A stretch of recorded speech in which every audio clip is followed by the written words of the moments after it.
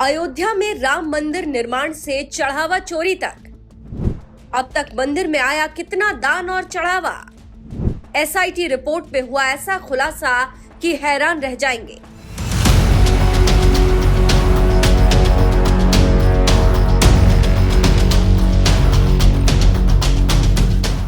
तारीख थी 9 नवंबर और साल था 2019, जब देश की सबसे बड़ी अदालत सुप्रीम कोर्ट ने रामलला के पक्ष में ऐतिहासिक फैसला सुनाया और श्री राम जन्मभूमि अयोध्या में भव्य राम मंदिर निर्माण का मार्ग प्रशस्त हो गया।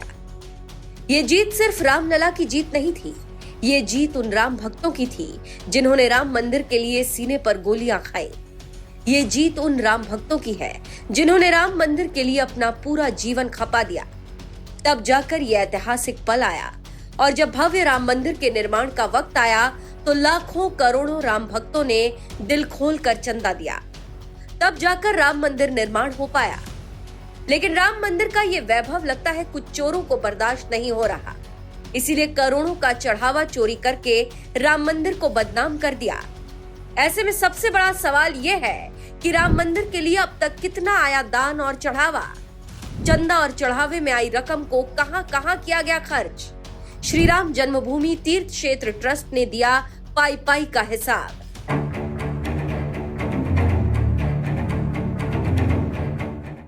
साल 2019 को राम मंदिर पर आए सुप्रीम कोर्ट के ऐतिहासिक फैसले के बाद भारी संख्या में राम भक्तों ने मंदिर निर्माण के लिए चंदा दिया था, जिसकी देखरेख करने वाले श्री राम जन्मभूमि तीर्थ क्षेत्र ट्रस्ट ने बताया, साल 2020 में ट्रस्ट की स्थापना से अब तक निधि समर्पण अभियान और दान से 3,264 करोड़ रुपए प्राप्त हुए, जिनमें से 2,370 करोड़ रुपए मंदिर निर्माण और अन्य बड़े कार्यों में खर्च किए गए। 31 मार्च 2026 तक 582 करोड़ रुपए चढ़ावे के रूप में आए, जिनमें से 391 करोड़ रुपए संचालन खर्च इस्तेमाल किए गए, जबकि बाकी राशि बैंक खातों में सुरक्षित रखी गई है।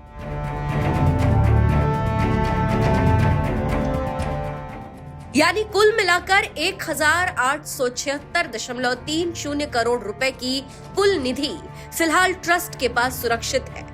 तो वहीं ट्रस्ट के कोषाध्यक्ष ने बताया, नकद दान के अलावा राम भक्तों ने 2,926 वस्तुएं भी भेंट की है, जिसका पूरा रिकॉर्ड तारीख के साथ रजिस्टर में दर्ज है और हर साल एक चार्टर्ड अकाउंटेंट फर्म इनके भौतिक सत्यापन का काम करती है।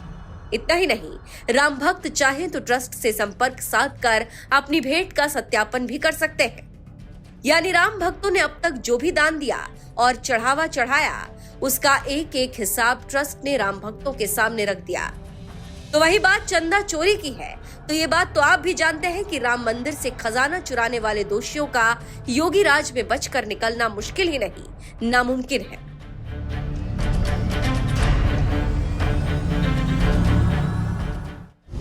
जो लोग जय श्री राम के कहने पर लाठी चलाते थे और राम मंदिर के लिए कार सेवा करने आए हुए राम भक्तों पर गोलियां चलाते थे, आज वे कहते हैं कि आस्था के साथ खिलवाड़ हो रहा है।